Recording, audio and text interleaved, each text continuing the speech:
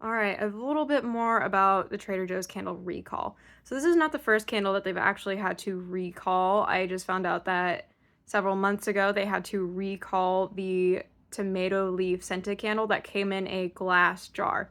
This one I actually have more of an explanation of what specifically is wrong.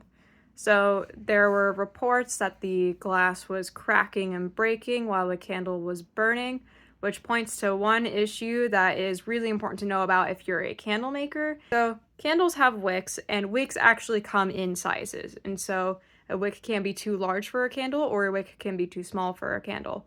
If a wick is too large for a candle, some signs are that it burns through the wax really quickly, discolors it, and that the jar gets super duper hot to the touch, which is exactly what was going wrong with the Trader Joe's tomato leaf candle. To me, it shows that they did not put a lot of research or development into the actual quality of the candle. When I was developing my line, I had to make sure that the the wick was the right size. Let me show you my test candle actually. This is the candle that I used to test to make sure the wick was the right size. I did not wind up burning all the way completely through it, as some people recommend, but you can kind of see that it's burned around fairly evenly. There's still a little bit of wax left up on the sides, but otherwise it came out the top is pretty smooth. It overall looks pretty good, and I can tell you that it did not get super hot to the touch. That means that the wick is the right size for the candle.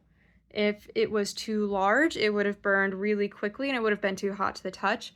And if it was underwicked, then you would have seen something called tunneling, where it does not burn all the way to the edge.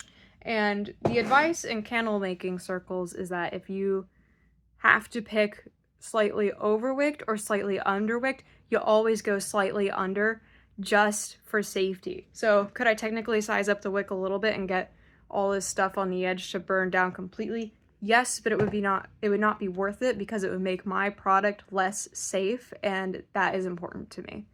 Apparently it's not that important to Trader Joe's.